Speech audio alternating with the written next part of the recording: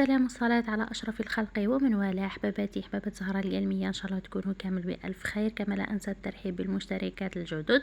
اليوم جبت لكم وصفة تقليدية جد رائعة، تهبل وتشهي في منظرها، في بنتها، في خفتها، مع كامل أسرار نجاحها. تهبل هذه الوصفة أحباباتي سامسات، حلوى تقليدية جزائرية 100%. شوفوا معايا طريقة التحضير. نبدأ نحضر في العجينة تاعي اللي هي 4 كيلات تاع فرينة.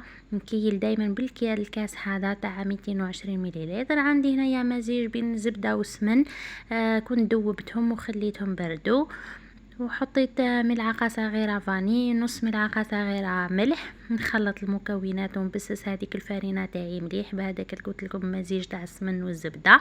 عندي حبه بيض بحراره المطبخ، راح نحلها مغرف صغيره تاع خل، ونلم العجينه تاعي بالمزيج الزهر والماء، نعجنها مليح في البلان.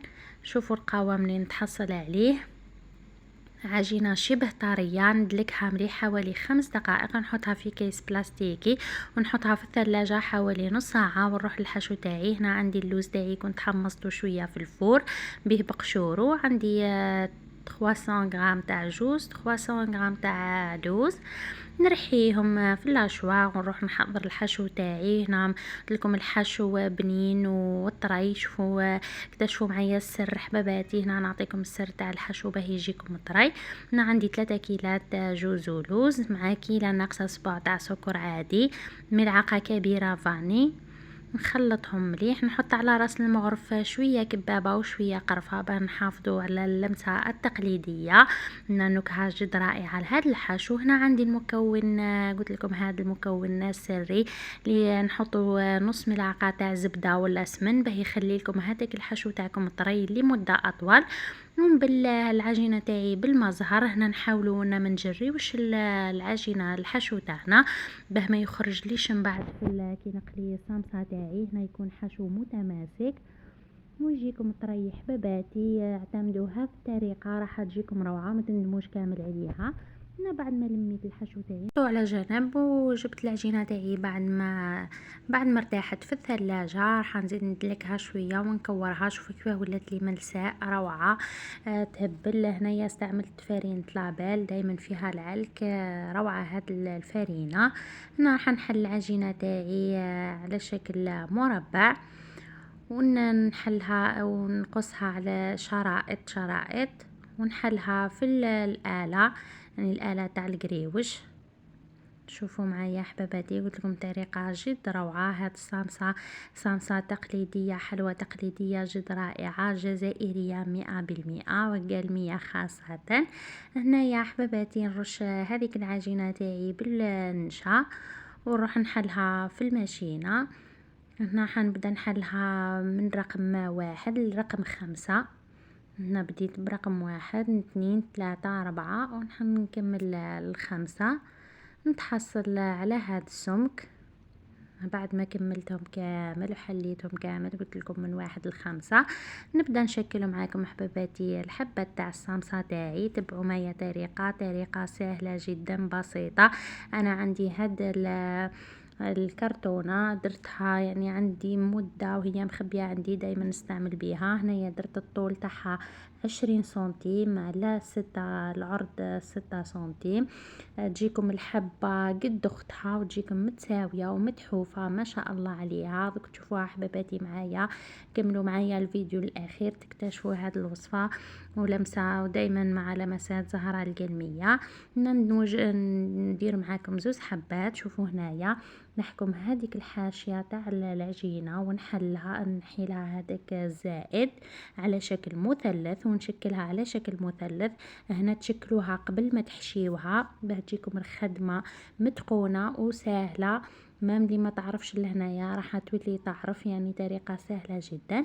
نجيب هذاك الحشو تاعي نشكله على شكل مثلث، المثلث اللي في الوسط، ونغطي. نبدا نغطي فيها.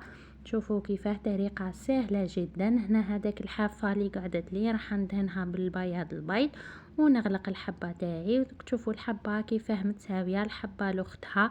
دوكم هنايا ملي ما تعرفش، يعني مع هذا الفيديو هاد الطريقة راح تولي مبدعة في هاد الحلوى بهذه الطريقة. طريقة سهلة جدا حباباتي، تبعوا معايا وقلت لكم يعني راهي ما كانش حاجة صعيبة. شوفوا هنايا عندي هذيك الحافة تاع العجينة، راح نقص على شكل مثلث مائل ونشكل المثلث تاعي قبل ما نحشي الحبة. هنا كي تتريوها حباباتي راح تجيكم سهلة جدا طريقة صنع هاد الصامصة. ونحشي هذاك الحشو تاعي، شوفوا كيفاه نديرو بومبي شوية باه تجيني الحبة تاعي منفخة. ونكمل نواصل عملية نطوي هذيك الحبة تاع الصامصة. هنا قلت لكم نغلقها ببياض البيض. وهذه هي طريقتي في تحضير هذه الحلوى التقليدية جد رائعة. قلت لكم صامصة بنينة وخفيفة وهشوشة ما شاء الله. نكمل كامل حباباتي الحبة تاعي، دوك تشوفوا معايا هاد الطريقة. ونروح نقلي حبة تاع الصامصة تاعي. قلت لكم صامصة تقليدية جد رائعة بنينة وهشوشة بحشو طري جد رائع بنين يهبل شهي. مادامنا على موعد مع النجاحات، ربي ينجح كامل وليدات المسلمين يا رب. ربي يعمر ديارنا ودياركم بالافراح، ربي يدومها علينا وعليكم. هنايا هاد الوصفات جد رائعة راح نعتمدوها في صينيتنا، صينية النجاح لكل الجزائريين ان شاء الله داخل وخارج الوطن من مطبخ زهرة القلمية. نوجه لهم تحية، نقول لهم ربي يفرحكم ويفرحكم يفرح وليداتكم ان شاء الله وشوفوهم في اعلى المراتب. هنايا جبت المقله تاعي، حطيت فيها الزيت بعد ما سخن. نبدا نقلي الحبه الصامصه تاعي، نحمرهم مليح ونخليهم يسقطروا. ثم نروح نعسلهم. وتشوفوا معايا حباباتي الصامصه تاعي من مطبخ زهرة القلمية في صحن التقديم. لكم وصفه تقليديه جد رائعه بنينه وسهله، طريقه سهله جدا بسيطه ما تعبكش كامل. وبالمناسبة هاد الكمية تاع 4 كيلات بهذاك الكاس يعني راح تعطيكم حوالي 50 حبة. شوفوا كيفاه الحبة لاختها كيفاه محمرة راهي مقرمشة تشهي ما شاء الله. نخليها تسقطر مليح مليح من هذاك الزيت ونروح نعسلها كيما قلت لكم ونزينها. وتشوفوها حباباتي معايا في صحن التقديم.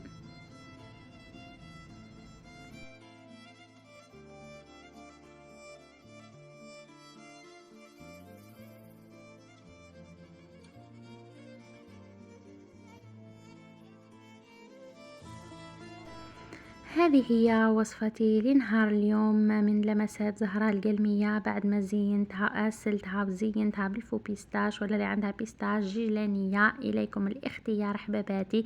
دايما نركزوا على البنة هي الأهم. شوفوا كيفاه الحبة لأختها محمرة ومقرمشة تشهي، منظرها يهب الروعة تهب لهاد الوصفة. قلت لكم وصفة جد رائعة راح تعمر بإذن الله صينية النجاح في هذا الصيف. دايما مع وصفات ولمسات زهرة القلمية. نتلاقاو في فيديوهات أخرى بإذن الله. سلام.